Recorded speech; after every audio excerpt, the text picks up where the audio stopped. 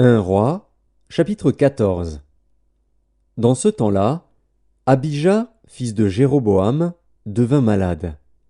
Et Jéroboam dit à sa femme, Lève-toi, je te prie, et déguise-toi pour qu'on ne sache pas que tu es la femme de Jéroboam, et va à Silo. Voici, là est Akija, le prophète. C'est lui qui m'a dit que je serais roi de ce peuple. Prends avec toi 10 pains, des gâteaux et un vase de miel, et entre chez lui. Il te dira ce qui arrivera à l'enfant. La femme de Jéroboam fit ainsi. Elle se leva, alla à Silo, et entra dans la maison d'Akija. Akija ne pouvait plus voir, car il avait les yeux fixes par suite de la vieillesse. L'Éternel avait dit à Akija, La femme de Jéroboam va venir te consulter au sujet de son fils, parce qu'il est malade. Tu lui parleras de telle et de telle manière. Quand elle arrivera, elle se donnera pour une autre.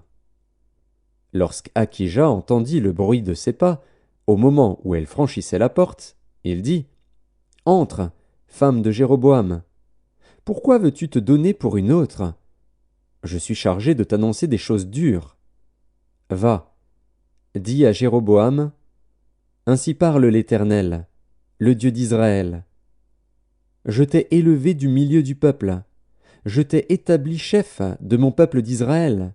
J'ai arraché le royaume de la maison de David, et je te l'ai donné. Et tu n'as pas été comme mon serviteur David, qui a observé mes commandements et qui a marché après moi de tout son cœur, ne faisant que ce qui est droit à mes yeux. Tu as agi plus mal que tous ceux qui ont été avant toi. Tu es allé te faire d'autres dieux, et des images de fonte pour m'irriter, et tu m'as rejeté derrière ton dos. Voilà pourquoi je vais faire venir le malheur sur la maison de Jéroboam. J'exterminerai quiconque appartient à Jéroboam, celui qui est esclave et celui qui est libre en Israël, et je balayerai la maison de Jéroboam comme on balaye les ordures, jusqu'à ce qu'elle ait disparu. Celui de la maison de Jéroboam qui mourra dans la ville sera mangé par les chiens, et celui qui mourra dans les champs sera mangé par les oiseaux du ciel. Car l'Éternel a parlé.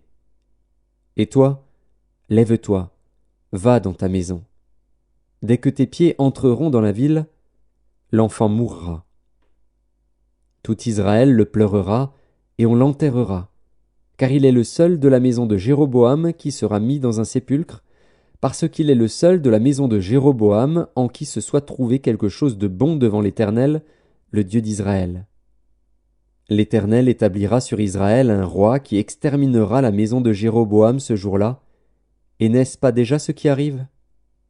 L'Éternel frappera Israël, et il en sera de lui comme du roseau qui est agité dans les eaux.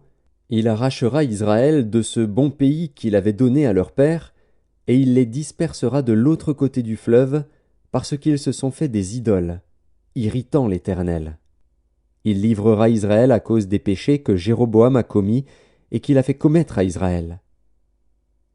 La femme de Jéroboam se leva et partit. Elle arriva à Tirtsa, et, comme elle atteignait le seuil de la maison, l'enfant mourut. On l'enterra, et tout Israël le pleura, selon la parole que l'Éternel avait dite par son serviteur Akija, le prophète. Le reste des actions de Jéroboam, comment il fit la guerre et comment il régna, cela est écrit dans le livre des chroniques des rois d'Israël. Jéroboam régna 22 ans, puis il se coucha avec ses pères.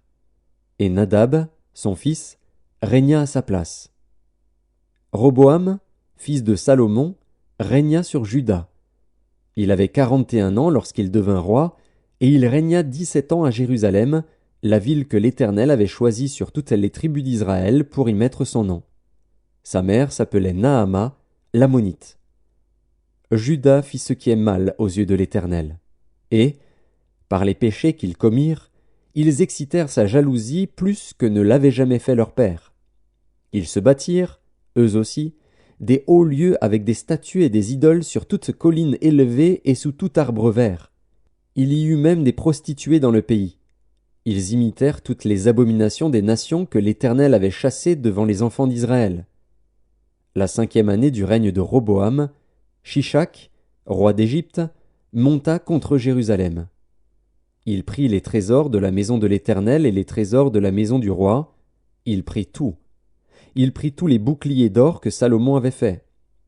Le roi Roboam fit à leur place des boucliers d'airain, et il les remit aux soins des chefs des coureurs, qui gardaient l'entrée de la maison du roi. Toutes les fois que le roi allait à la maison de l'Éternel, les coureurs les portaient. Puis il les rapportait dans la chambre des coureurs. Le reste des actions de Roboam, et tout ce qu'il a fait, cela n'est-il pas écrit dans le livre des chroniques des rois de Juda? Il y eut toujours guerre entre Roboam et Jéroboam. Roboam se coucha avec ses pères, et il fut enterré avec ses pères dans la ville de David. Sa mère s'appelait Naama, l'ammonite, et Abijam, son fils, régna à sa place.